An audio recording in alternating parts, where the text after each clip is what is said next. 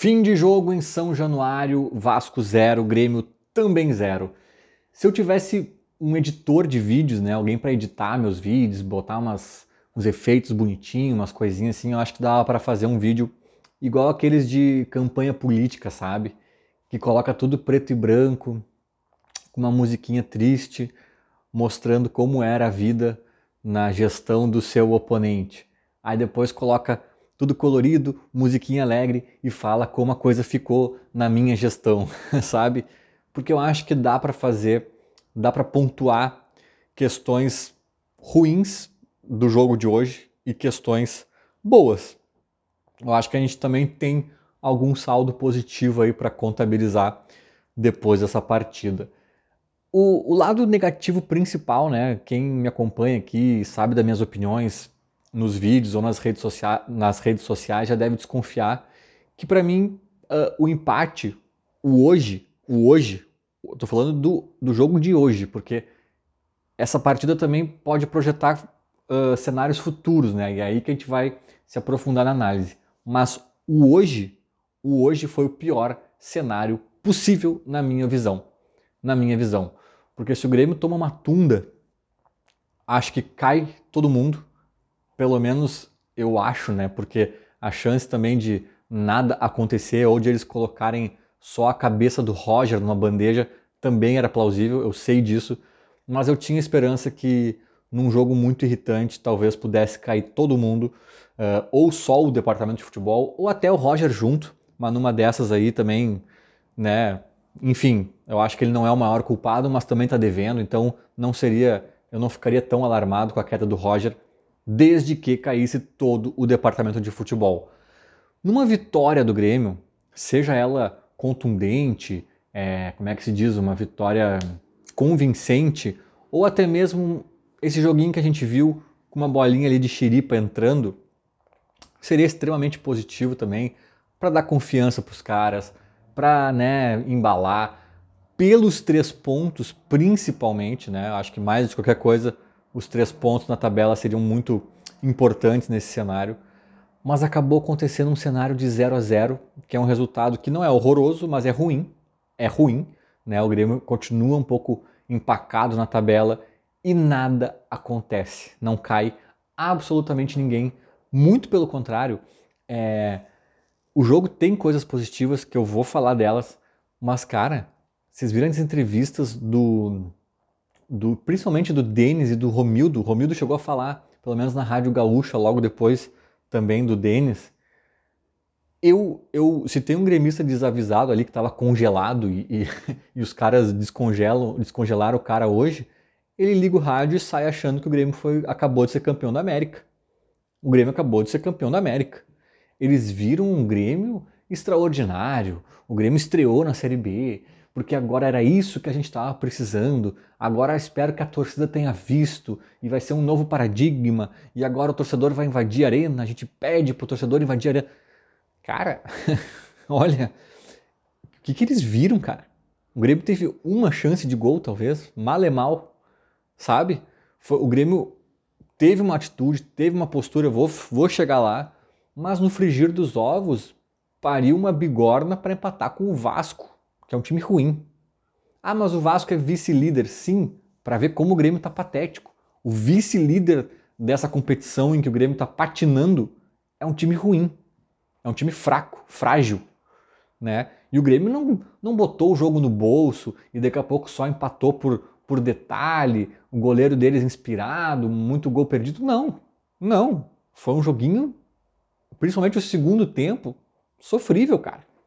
A gente tomando bola no travessão ainda nos últimos minutos, do Palácios, sabe? Então, não sei que jogo o Denis e o Romildo viram, mas eles ficaram emocionados, se mijaram nas cuecas, vendo um jogo que pra mim foi tipo assim, sabe? Ok, melhor do que muito empate que a gente viu, que foram revoltantes, que foram dignos de quebrar tudo, de cair do porteiro ao presidente, né? Não foi o caso desse jogo, mas ainda foi muito pouco, né? Para se emocionar, para se empolgar, e eu fiquei um pouco abismado com essas declarações totalmente perdidas e descoladas da realidade do Denis e do Romildo. Aliás, abismado eu não fiquei, né? Porque descolamento de realidade e Denis Abraão e Romildo na mesma frase não choca ninguém, né? Mas eu fiquei mais uma vez, nem sei qual é a palavra, perplexo também não fiquei, né? Fiquei apenas mais uma vez talvez irritado com o que eu ouvi.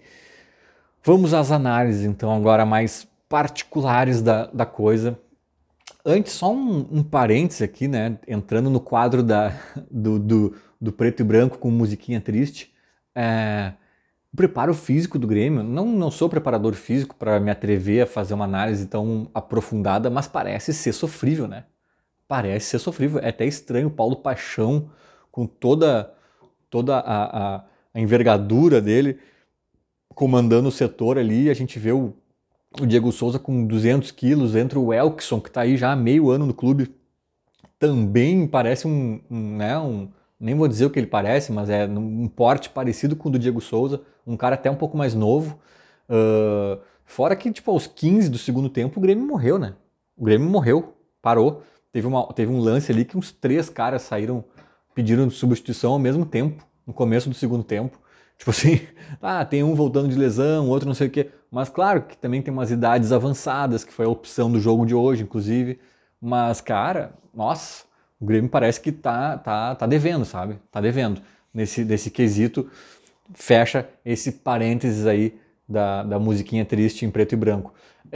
Bom, entrando nas análises agora, tá? Agora eu vou falar de uma notícia que eu acho boa.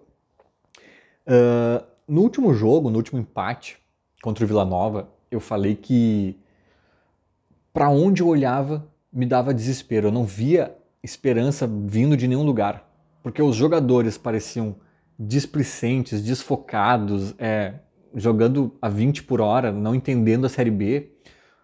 A direção do Grêmio é completamente perdida, incompetente, letárgica. Os caras demoram para ver os cenários, demoram para agir. Às vezes não agem, morrem sem agir.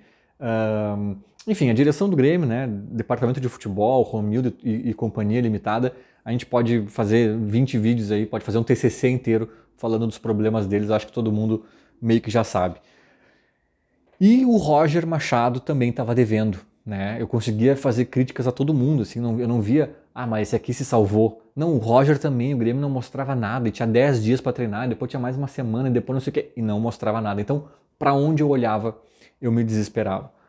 A primeira grande boa notícia, talvez a única, na verdade, desse jogo, mas já é o suficiente para ser um alento, né? A grande boa notícia para mim do jogo contra o Vasco foi que um dos pilares deu sinal de vida, né? Eu falava dos jogadores, da diretoria e do Roger.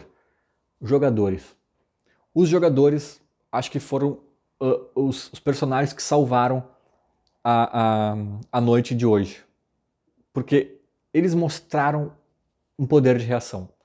O time ainda é muito ruim. Teve muito erro técnico, muita falha, muita previsibilidade, muita questão que era a ruindade do time. Mas daí é culpa da direção, né? O cara que é ruim não tem culpa de ser ruim. Ele tem culpa de não estar focado, não estar empenhado no jogo, totalmente concentrado durante os 90 minutos. E hoje a gente viu um pouco disso. Coincidência ou não, hoje Edilson e Kahneman entraram em campo. Os mesmos caras que lá em 2016 chegam num time, chegam meio que junto com o Renato, inclusive, e são um dos pilares daquela mudança, daquela virada de chave daquele time do Roger, que era um pouco... a gente reclamava que não tinha pegada, não tinha garra, o Maicon era criticado, né, o capitão desumano. Aí, claro que o Renato também era uma peça ali que entrou mudando esse cenário, mas junto com o Renato praticamente chegam Jeromel e Edilson, que hoje a gente viu no primeiro tempo, sobretudo, né? Eles contagiam, cara. Eles contagiam. O Benítez é outro cara jogando com o Edilson, o Kahneman e companhia. O Benítez vira aguerrido. O Benítez cria confusão, sabe? Porque uma coisa é ele olhar pro lado, tá ali o Rodrigues, com todo respeito ao Rodrigues, é um guri ainda, olha para trás, tá o Bruno Alves, olha pro lado, tá não sei quem. Agora, ele olha pro lado, tá o Edilson, fazendo aquela cena lá, cavando cartão amarelo pro cara. Olha pra trás, tá o Kahneman. O Kahneman, nas primeiras confusões que já deu ali, inclusive aquela que o Benítez foi amarelado, o Kahneman já tava em cima gritando o que é, o que não é. Então é diferente, né? Então eu acho que talvez se deva muito a essas peças. O próprio Jeromel e Kahneman, né? Os dois juntos em campo dá outro peso pro Grêmio, até mesmo no fator anímico eu acho que respinga. Então eu acho que essa grande mudança de chave não foi nada que o Denis disse ou deixou de dizer, ele está desde o ano passado dizendo que agora a coisa vai mudar e nunca muda.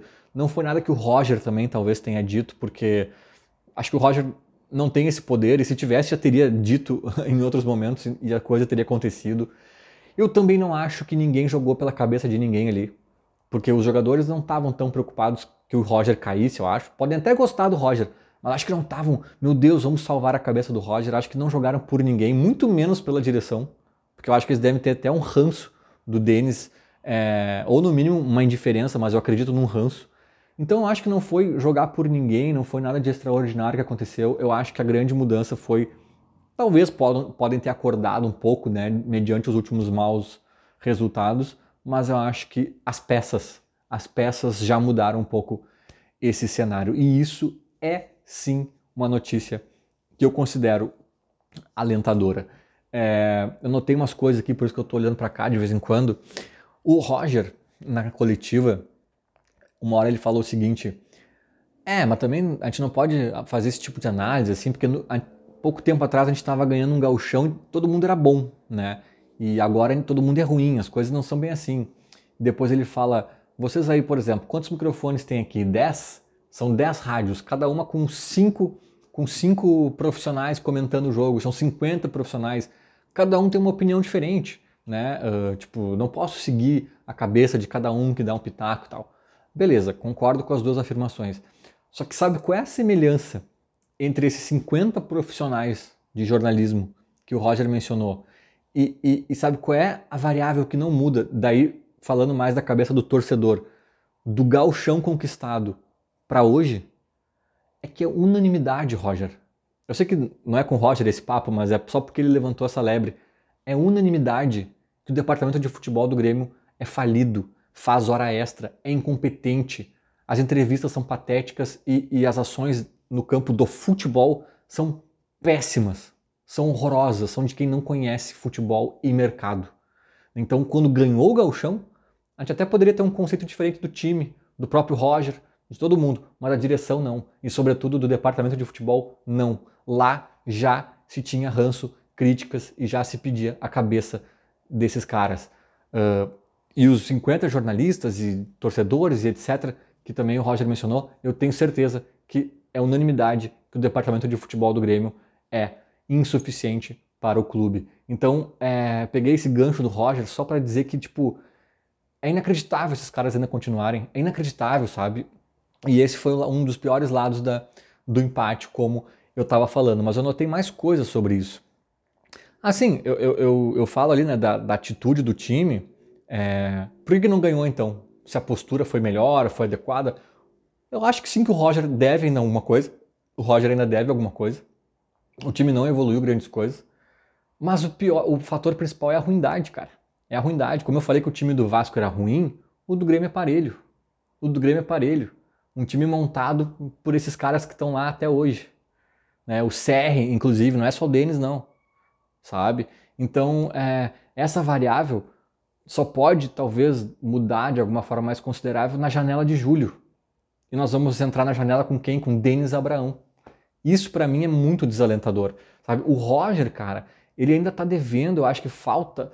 Ele mostra algumas coisas que começam a me interessar, daqui a pouco ele mesmo muda de ideia, ele tá patinando até hoje, ele não achou um time, isso é um pouco aflitivo, né? Ver o Roger toda hora mudando e ele dá umas rateadas assim.